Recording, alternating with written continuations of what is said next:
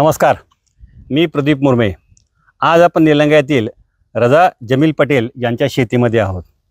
रजा पटेल हे इंजिनिअरिंगची डिग्री घेतलेली आहे, परंतु अतिशय चांगल्या अशा डिग्री घेतली असताना देखील ते नोकरीच्या पाठीमागे न लागता या ठिकाणी ते अत्यंत आधुनिक पद्धतीने शेती करत आहेत। आणि सध्या त्यांच्या शेतामध्ये आपण या ठिकाणी आलेलो आहोत आणि त्यांचे जे काही दोन प्लॉट आहेत, एक म्हणजे केळीचा प्लॉट, या केळीमध्ये त्यांनी अंतर्गत अशा प्रकारचं कलिंगड म्हणा किंवा टरबूजाचं उत्पादन घेतलेलं आहे। आणि त्याच्यानंतर दुसरा जो काही प्लॉट आहे तो म्हणजे पूर्णपणे कलिंगडचं प्लॉट या ठिकाणी त्यांनी घेतलेलं आहे। तर आपण या ठिकाणी रजा यांच्याशी या संदर्भामध्ये संवाद साधणार आहोत। नमस्ते सर। नमस्ते। नमस्ते। माझं नाव मोहम्मद रजा जमील अहमद पटेल आहे। आपली केळीचे 4 एकरचं प्लॉट आहे। हे जैनची G9 व्हरायटी आहे आणि ह्याच्यामध्ये टोटल 6000 रोप बसलेले आहेत, जे आपण 6 बाय 5 अंतरावर लावलेले आहेत। ह्याच्यासाठी आपण बेड करून मल्चिंग पेपरचा यूज केलेला आहे आणि त्यामध्ये आंतरपीक म्हणून टरबूजची लावण केलेली आहे। जे 2 रोपामध्ये 4 टरबूज आपण लावण केलेली आहे आणि केळीचं लावण 6 बाय 5 या डिस्टन्सवर आहे। आता आज सगळ्या जर बघितलं आपण, फवारणी म्हणा किंवा खताचं व्यवस्थापन म्हणा किंवा पाणी म्हणा, याबद्दल तुम्ही आम्हाला काय सांगाल? सर, ह्याचं रोप लहान असतापासून ह्याचं सगळं आपण फर्टिगेशन शेड्यूल प्रमाणे यूज केलेलं आहे। बेड बनवण्याच्या अगोदर आपण ह्याच्यात बेसल डोस घातलेला आहे सर। आणि त्यानंतर रोप लावल्यानंतर आपण 4 ड्रेंचिंग केलेले आहेत, केळीला पण आणि टरबूजला पण। आणि त्यानंतर आठवड्यातून 2-3 फर्टिगेशन आणि रिक्वायरमेंट अनुसार त्याला स्प्रे सुद्धा केलेलं आहे। आता हे जे काही टरबूजाचं जे काही पीक आहे, नेमकं किती दिवसाचं पीक आहे, कधी येईल मार्केटमध्ये तुम्हाला? आता नेमकं हे सर, आपला प्लॉट आता 2 ते 3 दिवसात काढायला आलेला आहे आणि हे थंडीच्या दिवसात एक 65 ते 70 दिवस लागतात आणि उन्हाळ्यात जर आपण ह्याचे लावण केले तर एक 55 ते 60 दिवसात हे पीक येते आपल्या हातात। आता सध्या मग तुम्ही म्हणलात की तुमचा प्लॉट काढायला आलेला आहे, तर नेमकं आता मार्केट कसं आहे या नेमकं फळाला? सर, मार्केट सध्या नॉर्मलच आहे, कारण लावण जास्त आहे आणि रेट कमी आहेत सध्या। पण आपण आंतरपीक म्हणून घेतलेलं आहे आणि आपला जे आउटपुट आहे ते चांगलं आहे, त्यासाठी आपल्याला काय प्रॉब्लेम येणार नाही त्याचा। तरी आता जे काही एकरी किती उत्पन्न अपेक्षित आहे तुम्हाला, नेमकं पैशामध्ये सांगायचं म्हणलं तर? सर, आता आपलं 4 एकरचं प्लॉट आहे आणि केळी प्लस टरबूज ह्याच्यासाठी आपलं एकरी लाख ते 1.25 लाख रुपये खर्च आलेला आहे 4 एकरसाठी। आणि आपलं अपेक्षित आता टरबूजाचा एक 60 टन एक नंबर माल येणार आहे आणि एक 20 ते 25 टन 2 नंबर माल येईल या सगळ्या प्लॉट मध्ये। एकूण किती, म्हणजे असं पैशामध्ये किती सांगता येईल आपल्याला? टरबूजाच्या माध्यमातून तुम्हाला किती नेमकं उत्पन्न मिळणार आहे? 5 ते 5.5 लाख रुपये पूर्ण ह्या प्लॉट मधून बरोबरीला होईल सर। माझं जेवढं इन्व्हेस्टमेंट केलेली आहे तेवढं बरोबरी येईल। पण ह्याच्यात माझं प्लस पॉईंट काय की ह्याच्यात पूर्ण केळी 4 एकर केळी माझी फ्री होणार आहे। म्हणजे 4 एकरची जी काही केळीची जी काही बाग आहे त्यामध्ये तुम्ही जे काही आंतरपीक जे काही टरबूज घेतलेलं आहे या माध्यमातून तुम्हाला 5 ते 5.5 लाख रुपये उत्पादन मिळेल। आंतरपीक मधून मिळेल आणि केळीचं जे खर्च येणार आहे पूर्ण वर्षभरासाठी ते माझं पूर्णपणे नील झालेलं आहे। आणि आता नेमकं केळीचं जे काय आहे, केळी 1 वर्षाचं आहे तुम्ही आता? 1 वर्षाचं पीक आहे सर। मग आता केळीच्या बाबतीमध्ये काय सांगाल तुम्ही आम्हाला?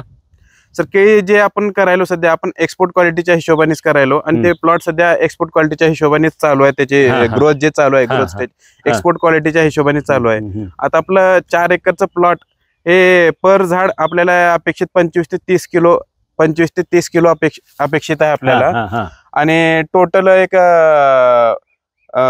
125 ते 150 टन पूर्ण प्लॉट मध्ये अपेक्षित आहे एक्सपोर्ट क्वालिटीच्या हिशोबाने। आता एक्सपोर्ट क्वालिटी म्हणजे नेमकं तुम्ही काय काळजी घेता की बुवा जेणेकरून तुमचा माल काय निर्यात होईल म्हणा किंवा एक्सपोर्ट होईल, त्यासाठी काय काळजी घेता तुम्ही? विशेष अशी काळजी काय? सर, एक्सपोर्ट साठी जे फायनल प्रोडक्ट राहते केळीचं आपलं ते एकदम, आता तुमचं जे काही केळी आहे याला हे जे काही केळीचं जे काही उत्पादन आहे तुम्हाला जर समजा एक्सपोर्ट करायचं म्हणलं तर नेमकं काय काळजी घ्यावं लागतं किंवा तुम्ही नेमकी काय काळजी घेता म्हणजे जेणेकरून तुमचा माल काय होईल, एक्सपोर्ट होईल किंवा निर्यात होईल? सर, एक्सपोर्ट साठी फायनल प्रोडक्ट आपलं केळी जे राहते त्याची फिनिशिंग चांगली पाहिजे, मालची शायनिंग चांगली पाहिजे, त्याची गुणवत्ता चांगली पाहिजे आणि एक्सपोर्टचे जे रिक्वायरमेंट राहते ते पूर्ण करायला पाहिजे आणि त्या ह्याच्या हिशोबानेच आपली वाट चालवायचं।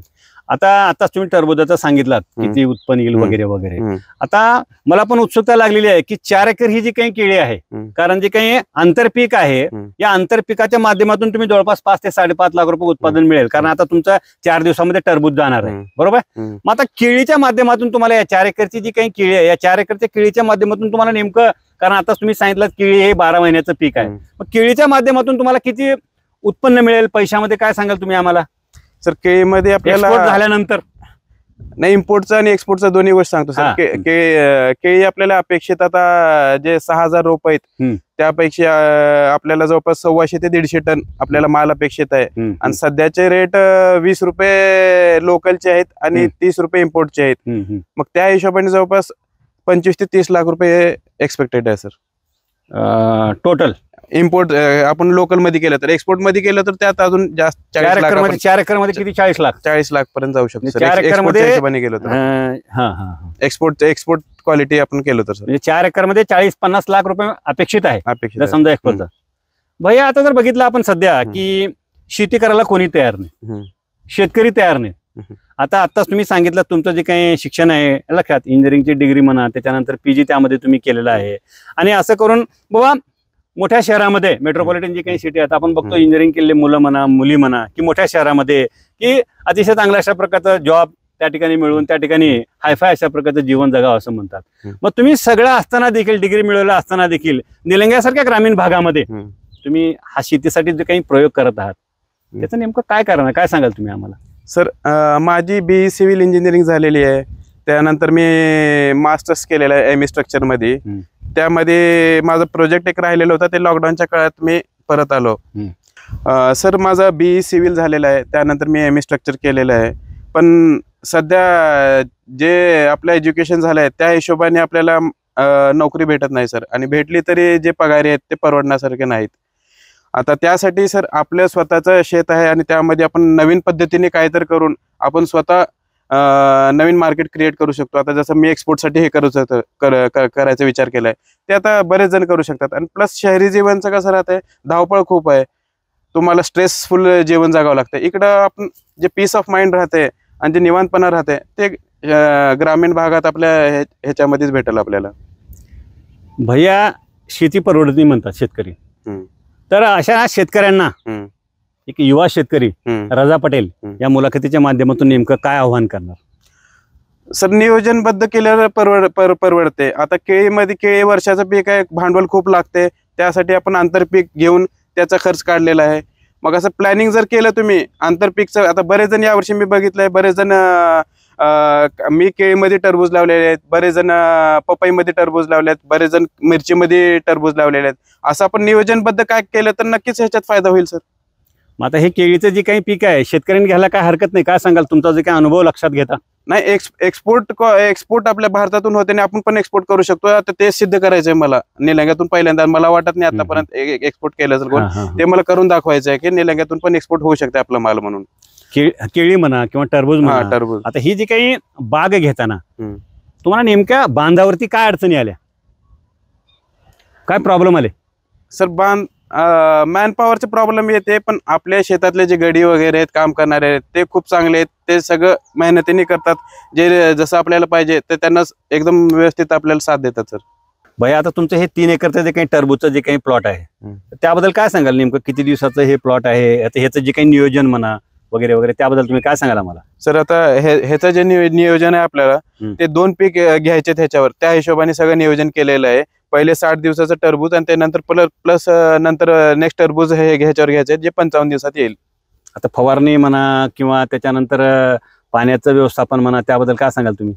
सर ह्याचं आपण स्टार्टिंग पासून ड्रेंचिंग केलेले आहेत सर. स्टार्टिंगला आपण ह्युमिकची ड्रेंचिंग केलेली आहे रूट डेव्हलपमेंटसाठी. त्यानंतर 13-40-13ची एक ड्रेंचिंग केलेली आहे आणि त्यानंतर बायोझाईमची एक ड्रेंचिंग केलेली आहे आणि एक फंगीसाईड केलेलं आहे जे बुरशीनाशक असते, ते ड्रेंचिंग केलेली आहे. आणि त्यानंतर रोप लहान असताना आपण नागाळीसाठी व्हायरससाठी स्प्रे केलेला आहे. आणि ज्यावेळेस रोप थोडा मोठा होते मग त्याच्यावर बुरशी येऊ नये म्हणून त्यासाठी आपण स्प्रे घेतलेले आहेत.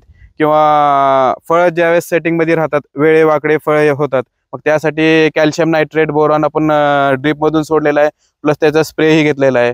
आणि रेग्युलर स्प्रे ड्रीप याचं जर म्हणलं तर इनिशियल स्टेजमध्ये आपण एकदा 5 किलो 19 एकरी सोडलेला आहे. त्यानंतर 15 दिवसापर्यंत 12 एकसस 13-40-13 आलटून पलटून सोडलेला आहे सर.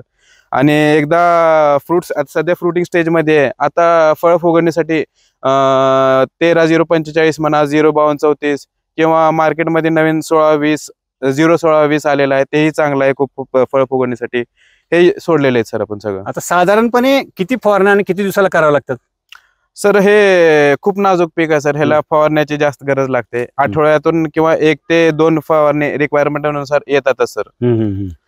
आता हे जे काही प्लॉट आहे लक्षात, एकरी नेमकं किती उत्पादन मिळेल तुम्हाला अपेक्षित आहे? सर हे आपलं पूर्ण टरबूज आहे, ह्याच्यात रोपाची संख्या ही जास्त आहे.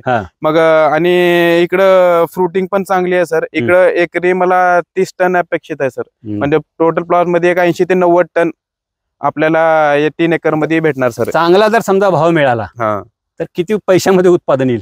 सर भाव आपल्या हातातली गोष्ट नाही. सध्या जे रेट चालू आहे, 8 रुपयाचा रेट चालू आहे, त्यात त्या हिशोबाने एक 7-7.5 लाख पर्यंत 3 एकर मध्ये भेटेल सर. आणि जर समजा लॉटरी लागली तर ते भाव चांगला मिळाला तर 10 लाखापर्यंत आरामात 10 रुपये रेट राहिले, 10-11 रुपये रेट राहिले तर आरामात 10 लाखापर्यंत जाते सर. आता हे जे काही झेंडूची जी काही आपण बघतो मोठ्या प्रमाणात झेंडूची पण फुलं दिसाले, जणू काही झेंडूची शेती की काय वाटले, तर नेमकं काय नेमकं हे? नाही सर, झेंडू फक्त आपण एकच गोष्टीसाठी लावलेली आहे. टरबूज मध्ये सगळ्यात महत्वाचं आहे फ्रूट सेटिंग. फ्रूट सेटिंग हे मधमाशी शिवाय होत नाही. त्यासाठी मधमाशीला अट्रॅक्ट करण्यासाठी आपण झेंडूचे फुलं लावलेले आहेत आणि एकदम सक्सेसफुल झालेले सर. आता चलत्या फिरत्यावर तुम्हाला मधमाशी दिसणार सर या प्लॉटवर. आणि फ्रूट सेटिंग नंबर 1 झालेली आहे सर या प्लॉट मध्ये. धन्यवाद. तुम्ही आम्हाला वेळ दिलात, आमच्याशी संवाद साधला, त्याबद्दल आपले खूप खूप आभार. Thank you sir.